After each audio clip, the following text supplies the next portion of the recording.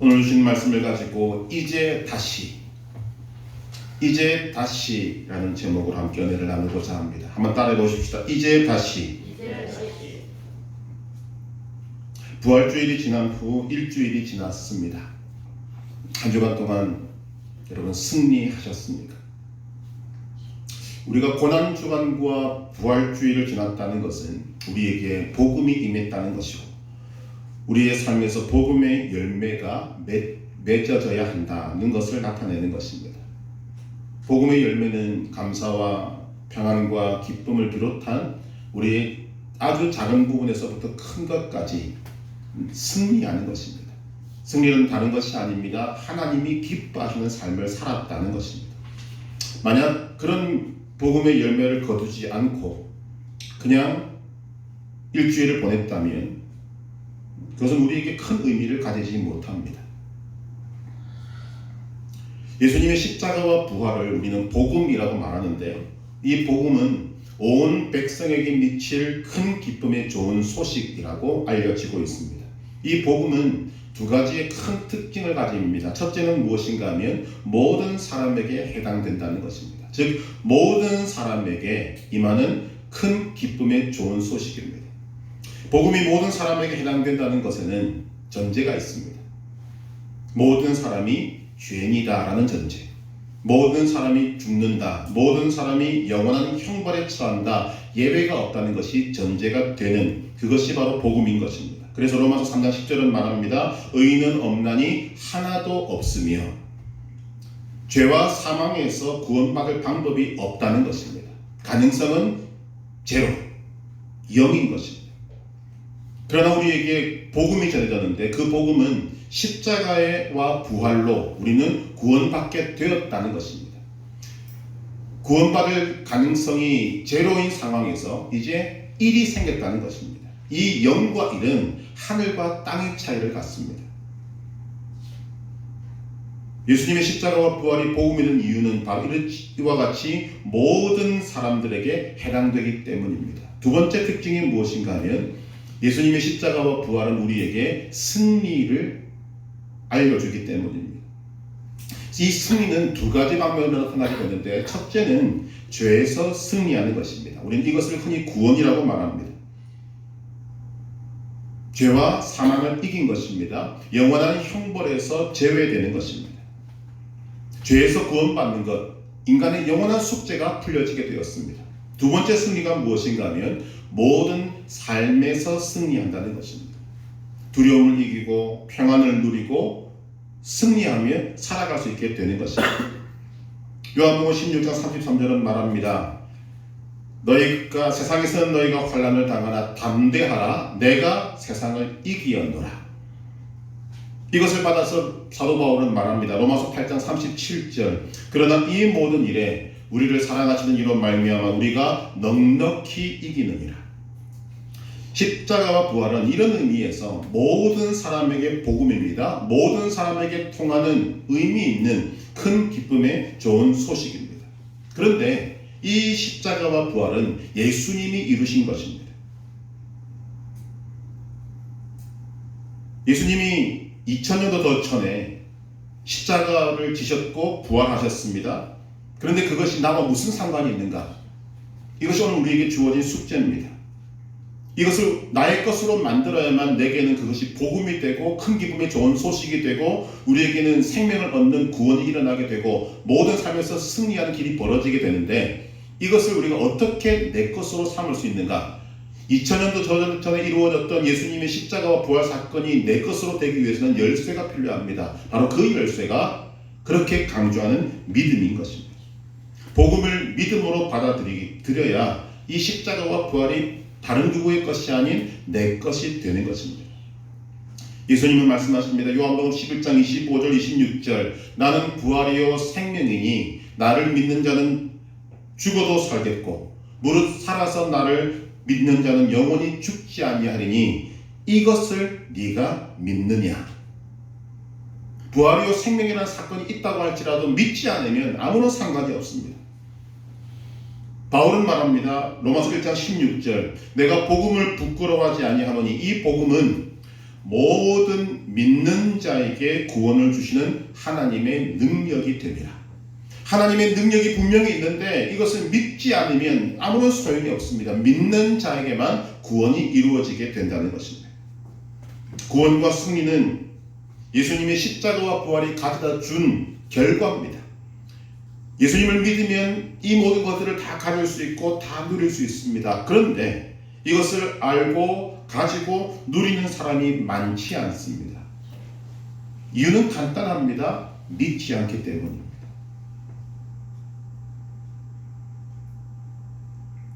코비드19로 인한 지난 2년 우리는 주님 앞에 인정하고 고백해야 할 것이 있습니다. 우리는 실패했습니다. 다른 어떤 것보다 믿음에서 실패했습니다.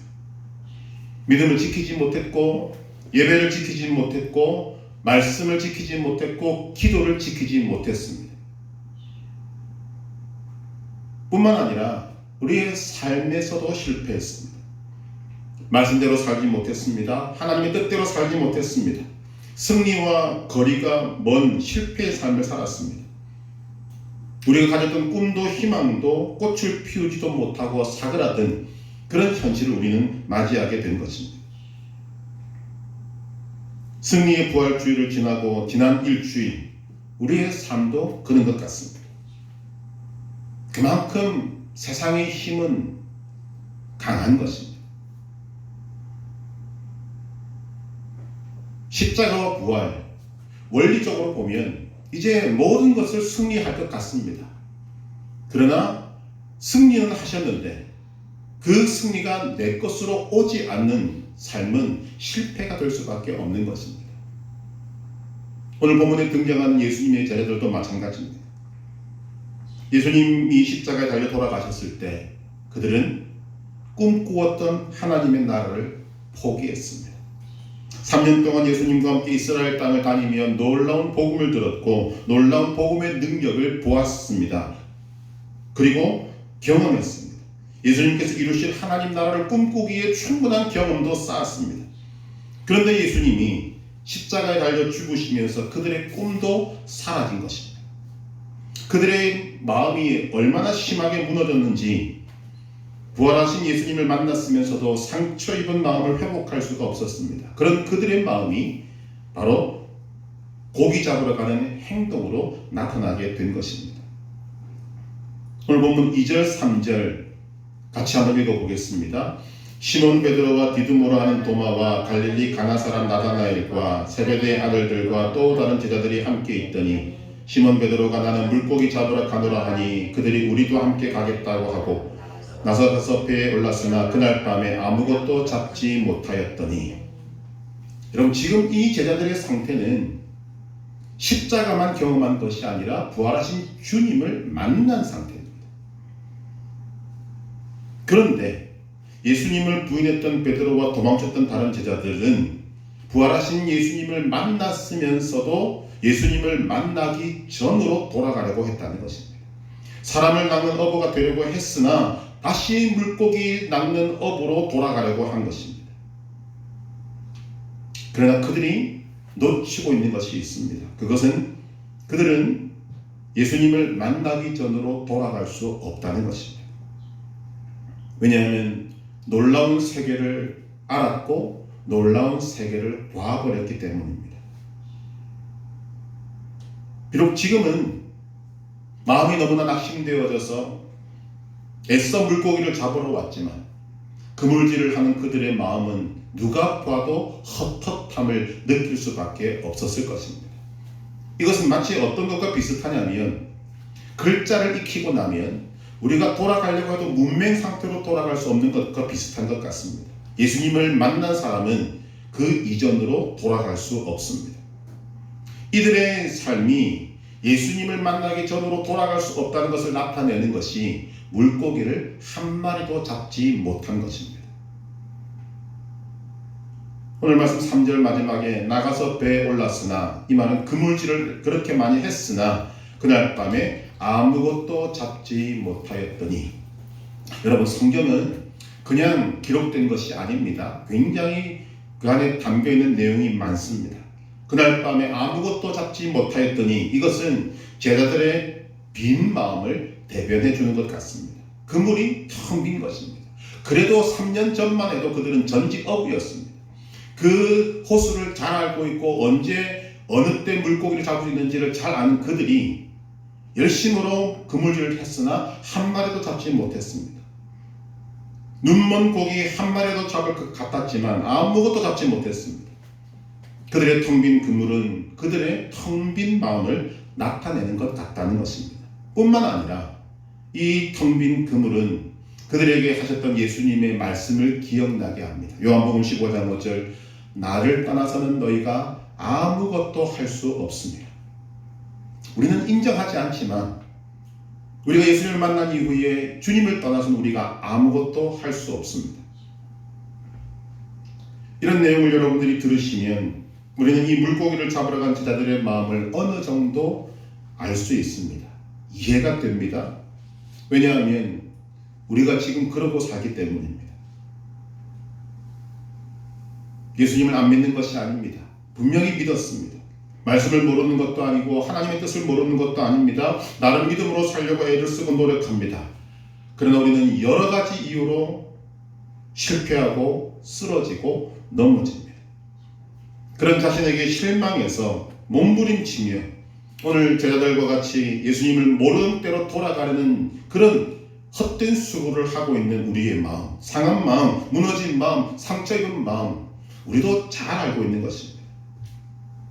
이런 마음을 먹고 이런 행동을 하고 있지만 우리는 결과를 누구보다 잘 알고 있습니다. 이렇게 하면 안 된다는 것 알고 있습니다. 그래도 버팅기는 것입니다. 그래도 한번 튕겨보는 것입니다. 그런 식으로라도 지금 내 마음이 심하게 무너졌고 나는 상처 입었고 나는 지금 힘들다는 것을 지금 나타내고 있는 것입니다. 지금 빗나간 행동을 하고 있고 원리에도 안 맞는 것을 하고 있고 헛된 것을 하고 있지만 내 심령 깊숙한 곳에서는 이런 소리가 영이 소리치고 있는 것입니다. 하나님 힘듭니다. 나를 도와주옵소서.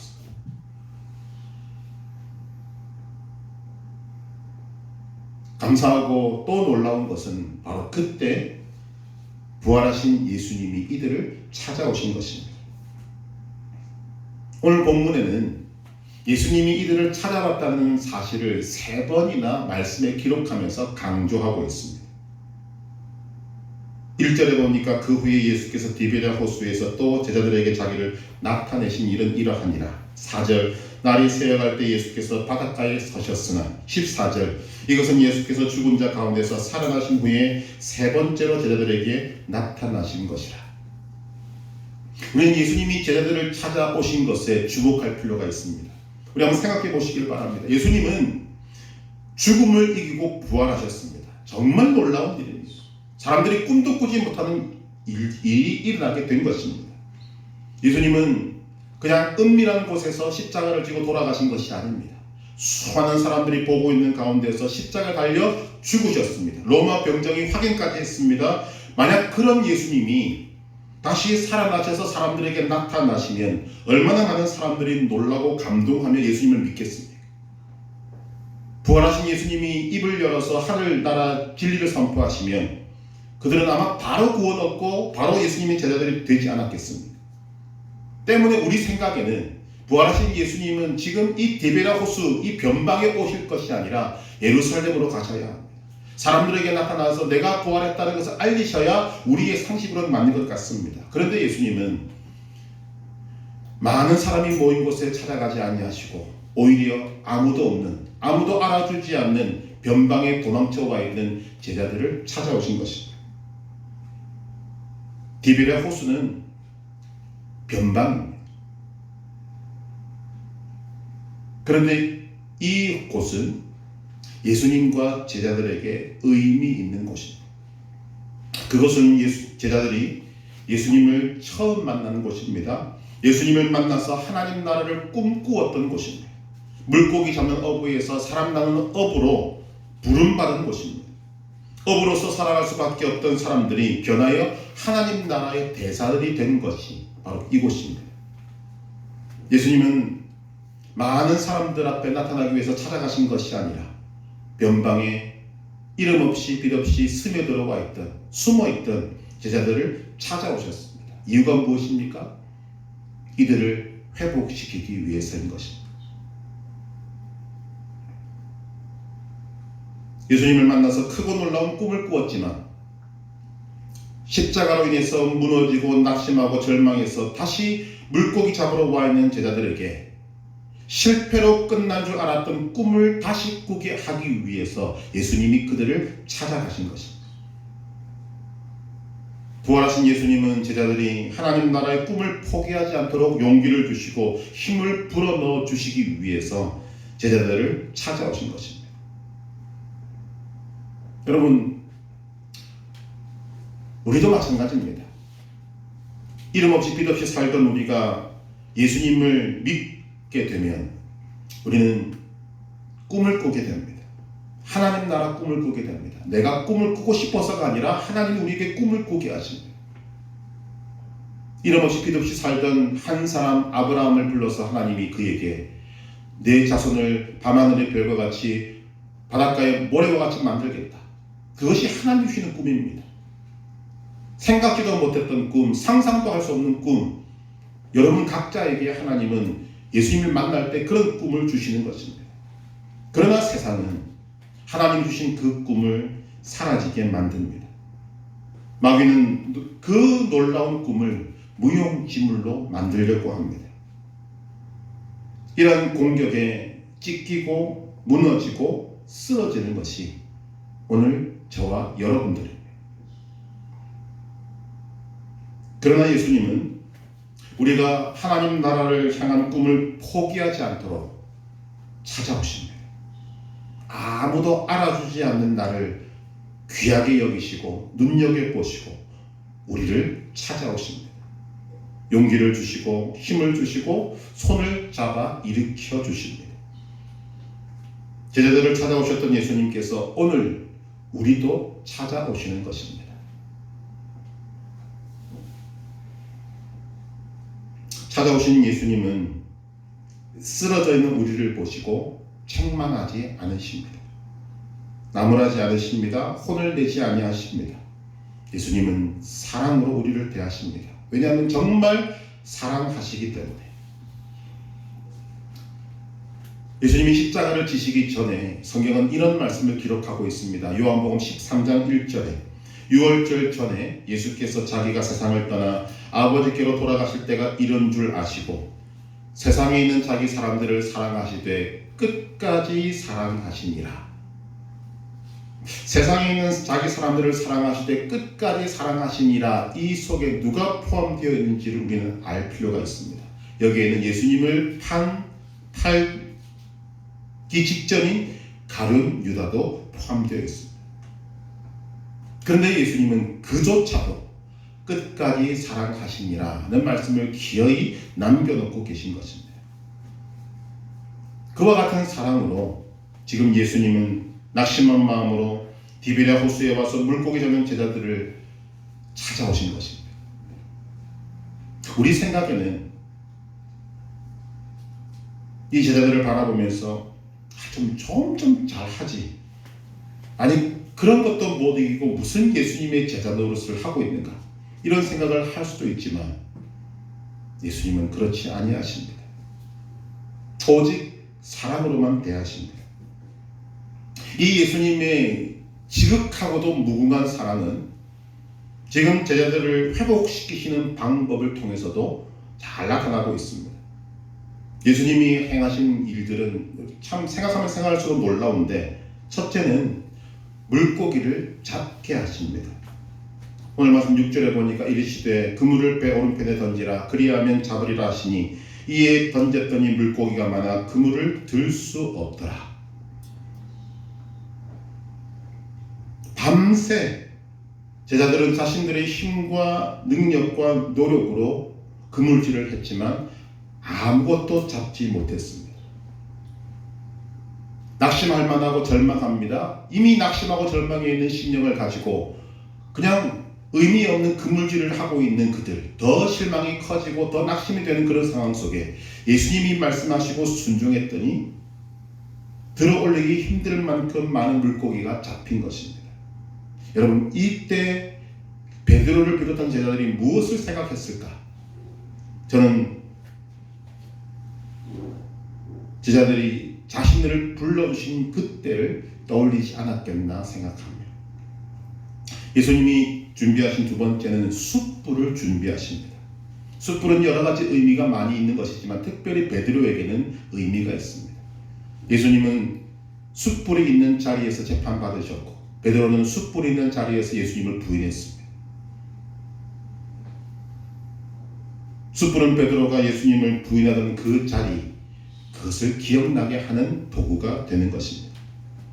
가장 중요한 것 세 번째는 예수님은 이 제자들에게 밥상을 차려주신다는 것입니다. 9절 말씀 보니까 육지에 올라보니 숯불이 있는데 그 위에 생선이 놓였고 떡도 있더라. 부활하신 예수님이 제자들을 위해서 특별히 밥상을 차려 놓으신 것입니다. 이 밥상의 의미는 많이 있습니다. 먼저 제일 기본적인 것은 밤새 그물질 하느라고 피곤하고 지친 제자들에게 생명의 식탁, 회복의 식탁이 되는 것입니다. 이것은 의미가 있을 것입니다. 먹고 힘내어서 다시 일어서라는 그런 위로의 밥상일 것입니다. 또한 이 예수님이 차려놓으신 식탁은 성찬을 떠올리게 합니다. 자신을 내어주셨던 살과 피를 기념하라고 하셨던 그 성찬. 또한 세 번째는 이 생선과 떡으로 5,000명을 먹이시고 4,000명을 먹이시고 남은 광주를 거두게 하셨던 그 사건, 예수님의 능력을 나타낸 사건, 이것을 통해서 다시 한번 용기를 내라는 의미로 식탁을 차려주신 것으로 보입니다. 또한 이 식탁은 원수의 앞에서 차려진 용기와 격려의 밥상입니다. 시편 23편 5절에서 다윗은 말합니다. 주께서 내 원수의 목전에서 내게 상을 차려주시고. 여러분, 지금 제자들이 이 디베랴 갈릴리 호수에 와서 물고기를 잡을 때 그 옆에서 누가 기뻐 춤추겠습니까? 마귀입니다.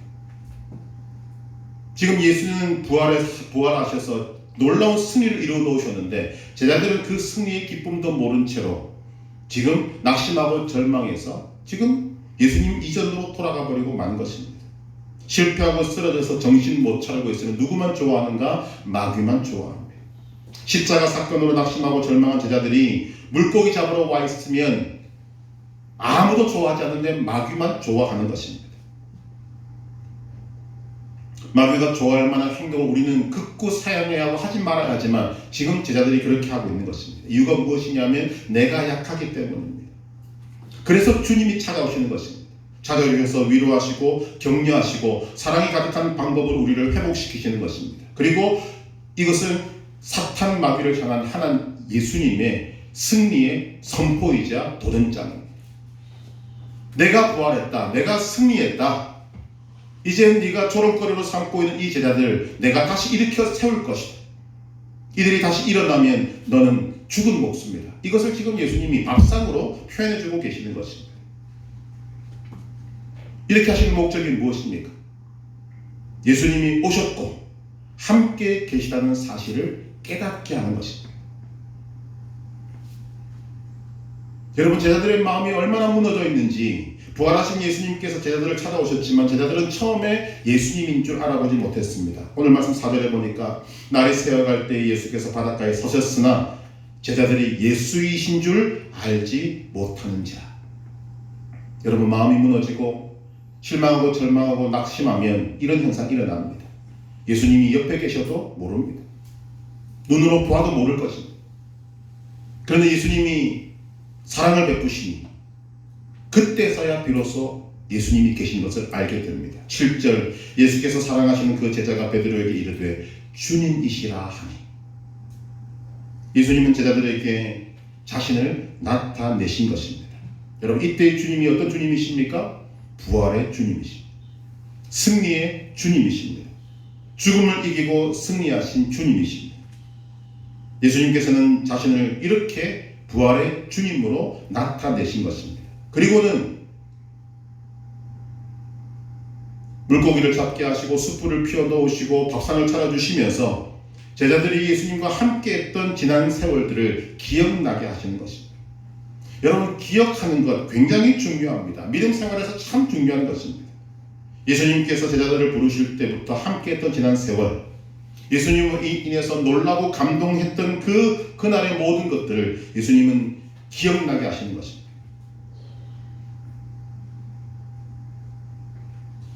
의미가 있지 않겠습니까? 왜 이 기억을 예수님이 떠올려 주시는가? 우리는 예수님을 믿는다고 하면서도 때로는 이기기도 하고 지기도 하지만 이제는 죽음까지도 이기신 부활하신 주님께서 나타나심으로 인해서 더 이상 낙심의 자리, 절망의 자리, 실패의 자리에 계속 머물지 말라는 하나님의 음성이 들려오게 되는 것입니다. 부활의 주님으로 인해서 실패를 딛고 일어서고 패배를 딛고 승리하라는 하나님의 음성을 들려주시는 것입니다.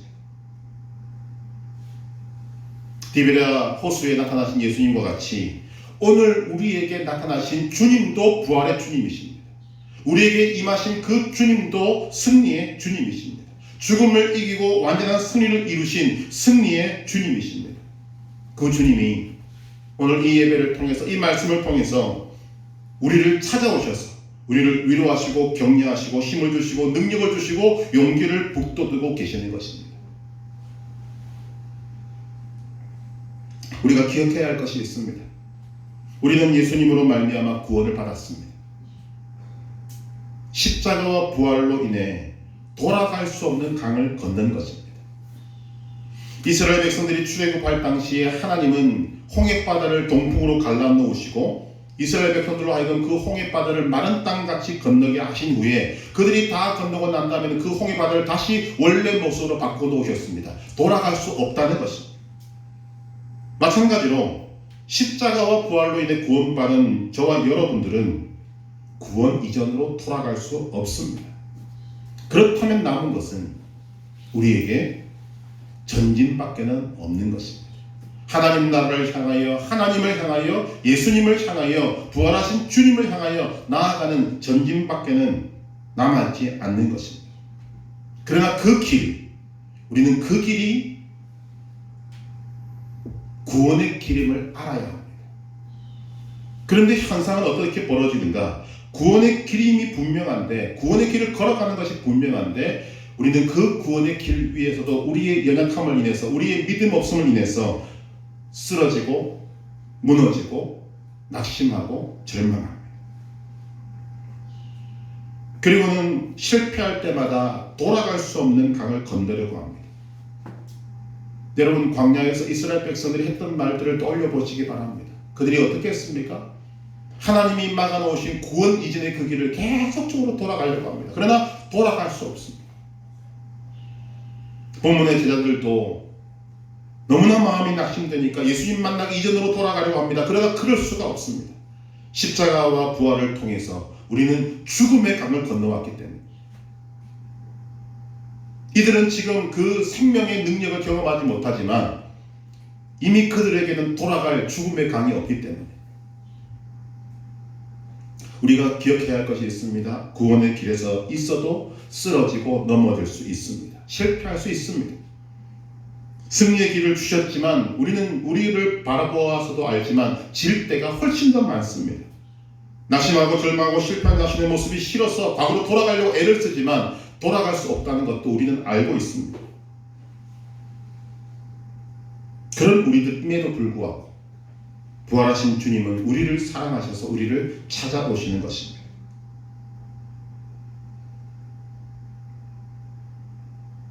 우리도 제자들과 같이 유명한 사람들이 아닙니다. 우리는 예루살렘에 사는 사람들이 아니라 변방 디베랴에 사는 사람들과 모습이 흡사합니다. 그러나 부활하신 주님은 이런 우리들을 사랑하셔서 오늘도 찾아오신 것입니다. 우리를 위해서 사랑의 밥상을 손수 차리시고 그리고 우리를 향하여 사랑의 손길을 내밀고 계시는 것입니다. 우리가 해야 할 일이 있습니다. 첫째로 부활하신 주님을 영접해야 합니다. 믿음으로 받아들여야 합니다.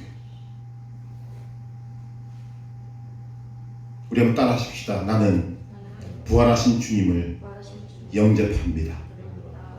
이것이 우리의 생명줄입니다. 두 번째, 우리가 해야 할 일은 부활하신 주님의 위로와 격려를 받아들이는 것입니다.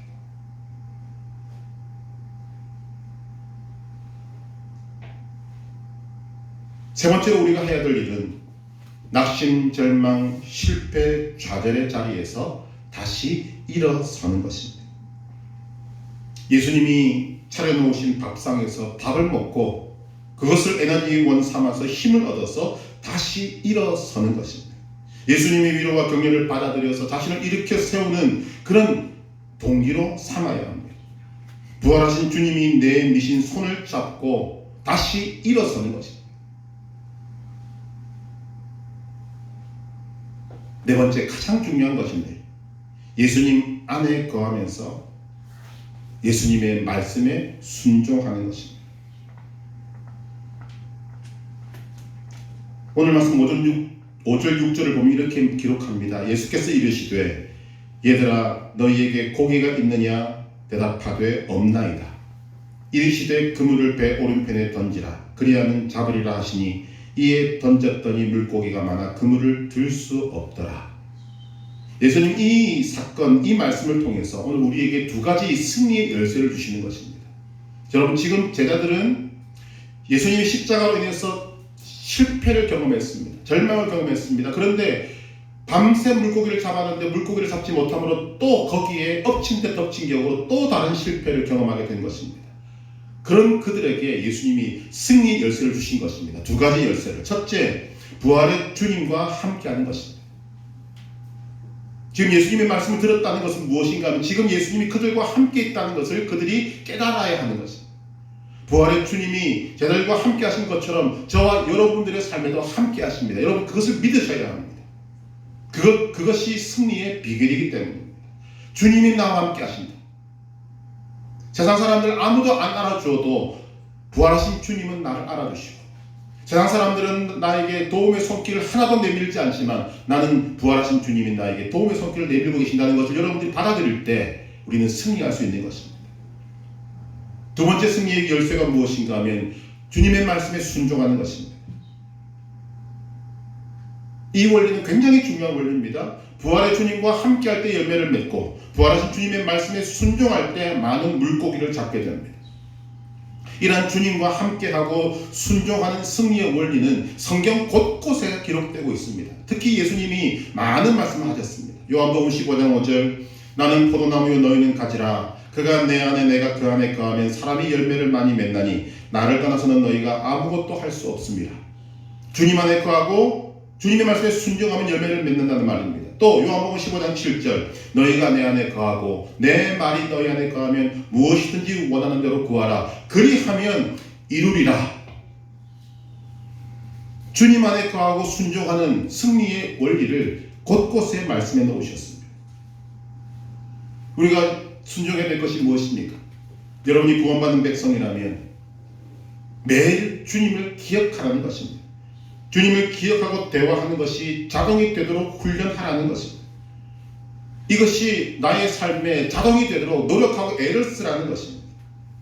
부활의 주님이 나와 함께 하심을 믿으시길 바랍니다. 그리고 주님을 내 삶에 초청하시길 바랍니다. 내 삶을 주님께 알려드리고 주님께 말씀드리고 주님의 도우심을 받으시기를 바랍니다. 그것이 순종하는 것이고 그것이 승리하는 길입니다.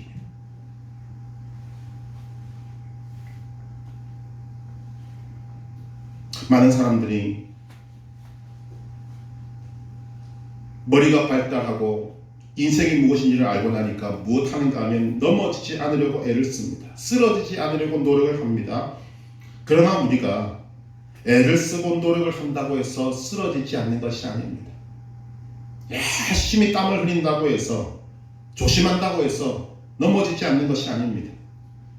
넘어지는 것은 우리의 삶에 일어날 수 있는 일이고 일어나는 일입니다. 그렇다면 우리가 해야 될 일이 무엇인가 하면 넘어졌음을 인정하는 것입니다. 주님, 나는 원래 연약한 인생입니다. 나는 원래 넘어질 수밖에 없는 존재입니다. 주님, 제가 인정합니다. 내가 일부러 넘어지지 않았다면 여러분 그것을 인정하는 것입니다. 그리고 그 넘어진 자리에 오래 머무르지 않는 것이 내가 해야 할 일입니다. 왜냐하면 내가 넘어진 그 자리에 주님은 찾아오시기 때문입니다. 부활의 주님으로 인해 우리는 다시 일어서는 것이 우리가 해야 될 일임을 깨닫습니다. 부활의 주님은 쓰러지고 자빠지고 넘어진 우리를 찾아오십니다. 억울하고 분해서 눈물을 흘리는 우리를 말없이 안아주십니다. 끝없는 사랑으로 우리를 위로하시고 격려하십니다. 우리가 분명히 알아야 할 것이 있습니다. 예수님은 승리하신 분입니다. 십자가와 부활은 우리에게 승리를 말해주는 것입니다. 그렇다면 오늘 우리가 삶에서 쓰러지고 넘어지는 것은 주님의 잘못이 아니라, 주님의 탓이 아니라 내 잘못입니다. 내가 연약해서 나의 믿음이 없어서 내가 말씀에 순종하지 못해서 넘어진 것입니다. 그렇다면 쓰러진 것이 나의 잘못 때문이라면 철저히 회개하고 부활의 주님이 내미신 손을 붙잡고 일어서는 것이 우리가 해야 할 일입니다. 감사한 것은 우리가 그 실패의 자리에서 주님이 내미신 그 손을 부끄럽지만 붙잡고 일어설 때 주님은 너무나도 기뻐하신다는 것입니다. 다시 일어서는 것이 주님을 감격하게 하는 것입니다.